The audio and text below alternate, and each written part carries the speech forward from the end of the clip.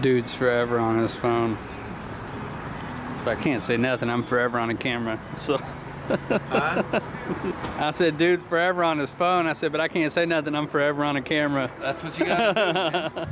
This is how work gets done, baby. What's your shirt say? Chapel Hill Medical Detox, baby. Hey, War room, yeah. West Palm Beach. Which, I need more West Palm Beach right now. It's freezing if you can't tell at home. It's freezing right now. So what did you just say? We're going to West Palm Beach? Yeah, we need to go to West Palm Beach. Okay, Yeah. I'm down. You know, I think I can clear my schedule for that. I think I told him we should have brought you last time, so you definitely got to go next time. Next time. Always, we go 4 times a year. Always the next time. Always. So when's the next time? We got Indianapolis, we got Cleveland, and then we'll swing back through Florida at some point. All on the right. You gonna take me all of the cold states, ain't you? Midwest, man. That's where you're from. Yeah. Hey, you want to see somebody crumble, though? The guys from Florida, whenever they come up here, they crumble in this weather. Oh, yeah. It's actually not that bad, right? I was saying it's freezing, but...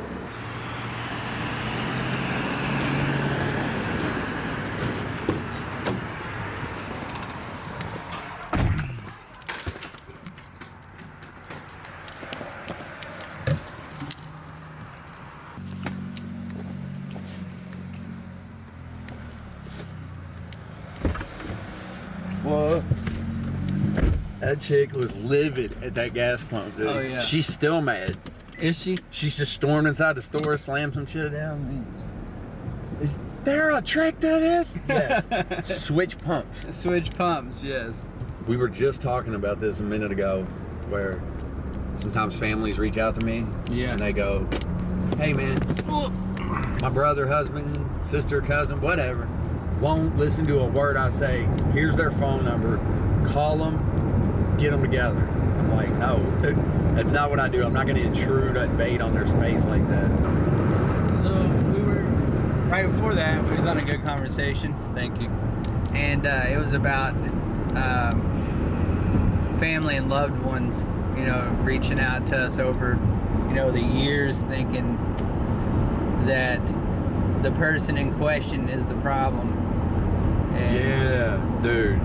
I swear, I get calls sometimes from my family members freaking out. Understandably. Like, our disease of addiction makes people next to us sick, right? Yeah. But freaking out, talking 100 miles an hour. Understandably, but it's a lot. A lot of incoming information. Telling you all these stories, this and that, whatever. Not answering your questions. So I say, "Sir or ma'am, what is your loved one using?" And then they'll tell you everything except for what the person's using. They'll keep going.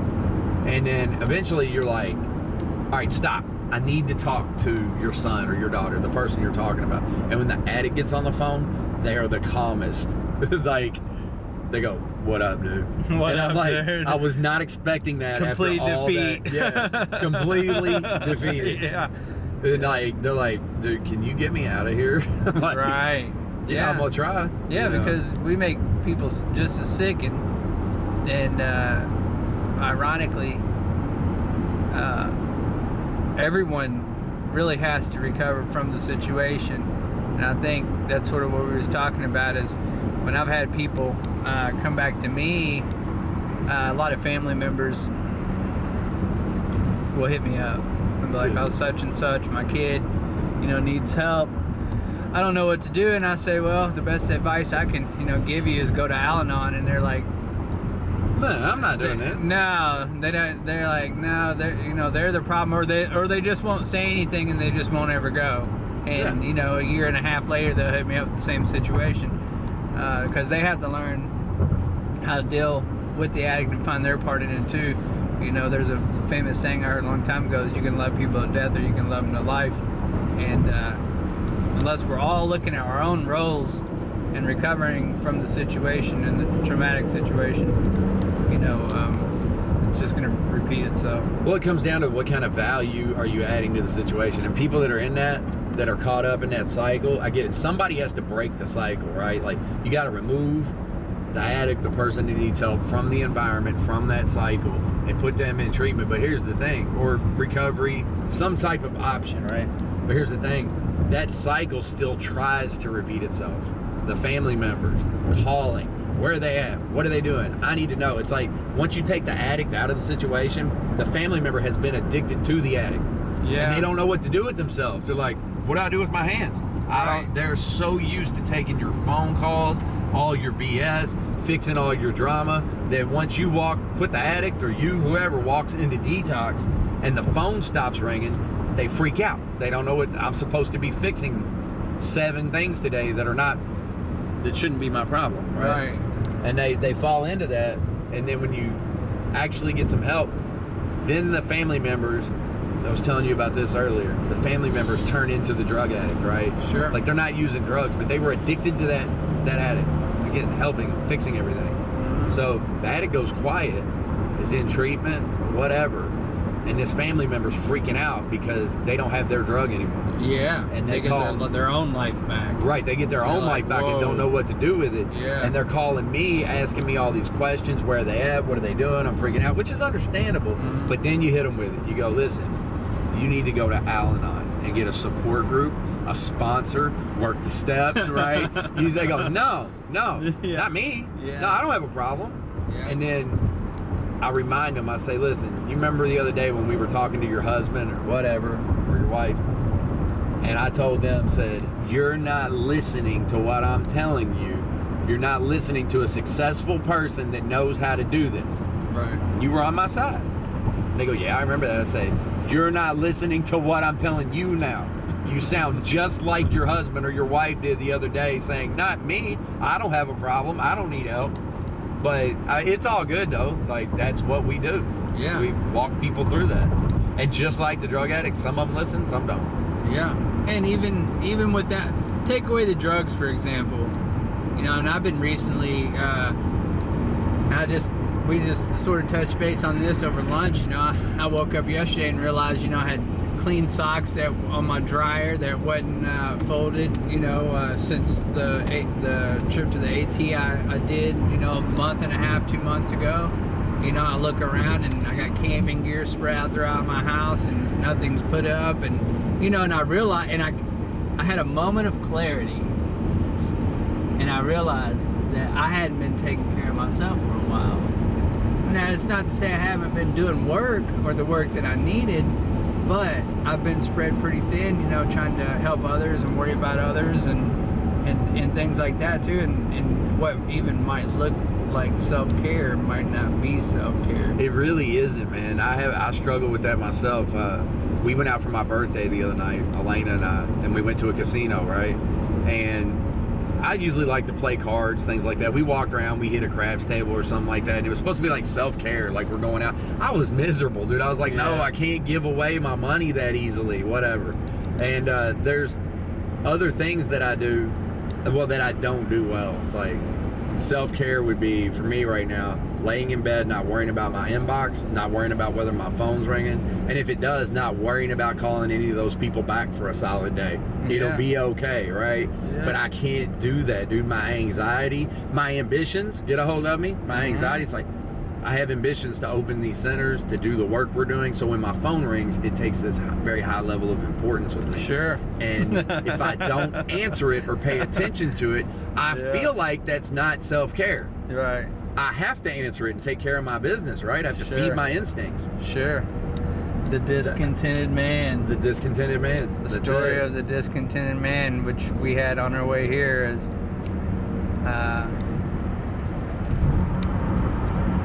trying to think that we have a role down here, fulfill it constantly, and you know, our best thinking, when realize in reality, you know, my sponsor told me many years ago that my companies aren't my companies, they're God's companies, and as long as I stay spiritually fit and sober, I will always manage them if he wants me to. So you know, I get caught up in discontent. I really have to sit back and do nothing a few days and just allow whatever to happen. And you know, if a phone call comes in, pick it up, no big deal. Dude, I get caught up in that discontent, because discontent literally, it means a restless yearning for better circumstances. I'll never forget you telling me that 2 years ago. And changed my life. When I was in the homeless shelter, right, and I was in the communal part, where there's 4 people slammed into a room, you have very little closet space, it stinks, there's a community shower and all that. I remember thinking, if I can just get out of this communal part up to where you have your own room and there's only 2 people, right, and you have your own bathroom, right, like then life will be so much better. Sure. And then I got to the point where you had your own room with, you know, your own bathroom, all that type of stuff, and I was hanging out with Elaine at the time, and I had a curfew, and we're not allowed to have females in. You know what I'm saying? I was like, oh, if I could just get out of this room and get to a 1-bedroom apartment with an air mattress, I don't care what it is, and I had a milk crate with a little TV sitting on it, then life would be good because I can have Elena over and we can watch a movie, no curfew, nobody telling us what to do. But then guess what? Outside that 1-bedroom apartment, all these people kept parking in my parking spot, dude, and you don't do that. That's my parking spot with my apartment number on it. Now I'm restless and irritable because, you know, and I'm like, oh, if I could just get out of this 1-bedroom apartment and out of this place where all these people are parking, then life would be so much better, right? If I could get into my own house. Well, guess what? We have our own house now, and we have 2 kids, and we have so much stuff, it's overflowing. If you touch something in my house, it's a house of cards. Everything comes crumbling out of the cabinets. Right. Now it's So like, you need a bigger house. Of course. And more Well, property. yeah. And a bigger house, because that's all going to the make stuff. life so much better. Yeah, for all the stuff. And the truth of the matter is, like, look, I feel the same right now with, I mean, this is a pretty nice car we got here, you know, a nice house, got some money in the bank and all that. And I have that same discontent feeling right now as I did when I was in that community area in the homeless shelter with community bathrooms. If I could just do something better that'll get me out of this, my life will be better. Sure. Not true. Not true. Not true at all.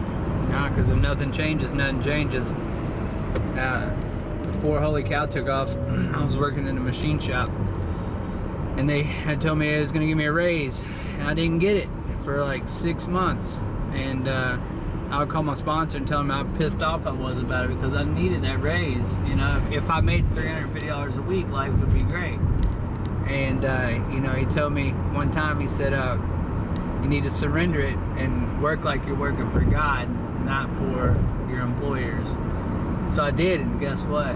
My life immediately got better. And then, like a week and a half later, the raise came. Yeah. But then, the business came a couple weeks after that. Yeah. And I was at home and sitting there, and I thought, okay, I got my raise now. Well, I wasn't even thinking about the raise anymore. The raise, I'm gone. My mind flipped the switch that I didn't know, and I thought, okay, business is it's the thing. If I can make $1 million this year, life would be okay. It went from $350 a week to $1 million, you know, that quick. Yeah. And it took me months to realize it. Yep.